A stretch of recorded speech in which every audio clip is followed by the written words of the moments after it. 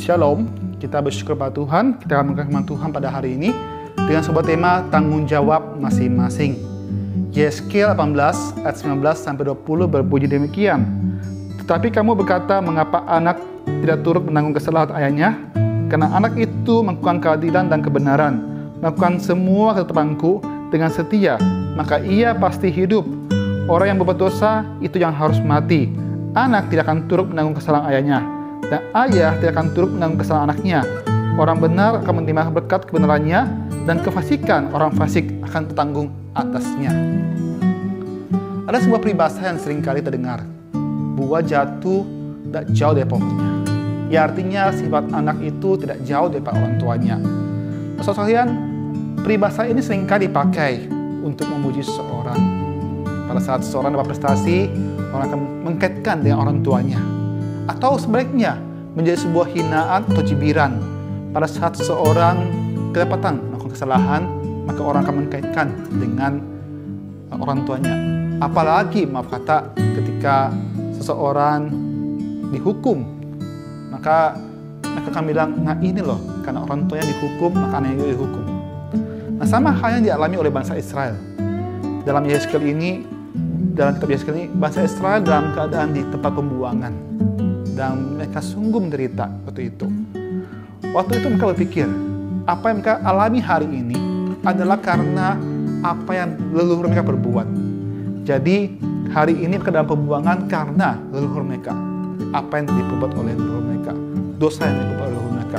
Dan Tuhan menghukum mereka. Mereka seperti orang-orang yang tidak punya harapan lagi waktu itu. Namun Yeskiel menyampaikan suatu hal yang luar biasa. Firman Tuhan kepada mereka semuanya, bahwa mereka akan tetap hidup.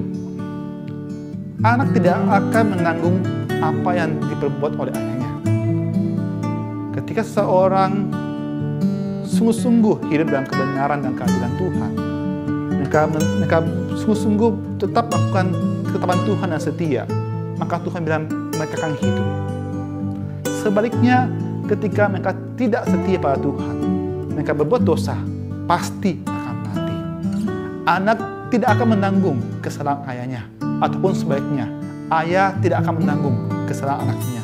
Ini berarti bahwa setiap kita berbicara tentang dosa, ataupun juga hal-hal yang baik, itu tidak ada kaitan dengan siapa orang tua kita, melainkan semua itu adalah tanggung jawab kita masing-masing. Kalau kita dengan setia ikut Tuhan, kita melakukan firman Tuhan, tentu Tuhan akan berikan kita berkat yang melimpah. Sebaliknya, ketika engkau dan saya melakukan kejahatan dan kita tidak berbalik pada Tuhan, pasti kita akan dihukum dan akan mati. Saudara, pada hari ini setiap kita punya dua pilihan. Setiap kita bisa memilih untuk percaya pada Yesus Kristus sebagai Tuhan Selamat kita, atau sebaliknya tidak memilih Tuhan Yesus Kristus. Bahkan setelah kita percaya pada Yesus Kristus juga, kita harus sadar satu hal, bahwa setiap orang yang percaya pada Yesus Kristus sebagai Tuhan Selamat, maka dia punya tanggung jawab untuk hidup benar pada Tuhan. Saudara sekalian, pada hari ini engkau dan saya, Tuhan ingin kita mengambil tanggung jawab masing-masing. Jangan berkata bahwa saya punya kerohanian yang ini lagi terpuruk, itu karena papaku yang jahat, atau sebaliknya itu karena istriku yang tidak setia, atau sebaliknya hal-hal lain yang buat kita merasa bahwa itu mempengaruhi kehidupan rohani kita. Padahal setiap kita punya tanggung jawab masing-masing untuk apa? Membangun relasi kita dengan Tuhan, untuk kemudian melakukan firman Tuhan yang sungguh-sungguh, setia mentaati apa yang Tuhan inginkan, mengasihi Tuhan, mengasihi sama. Karena itu biar setiap kita sadar bahwa Tuhan rindu setiap kita untuk sungguh-sungguh melakukan firman Tuhan dengan setia. Sadar bahwa setiap kita punya kesempatan untuk berbalik dan bertobat Tuhan pada saat engkau dan saya berdosa. Sadar bahwa engkau dan saya punya kesempatan untuk kemudian membangun relasi dengan Tuhan, punya kesempatan untuk bersama-sama melayani Tuhan. Karena itu hari ini saya rindu, mari kita sama-sama bertanggung jawab terhadap hidup masing-masing. Amin. Kita berdoa. Tuhan, terima kasih buat anggota Tuhan pada hari ini.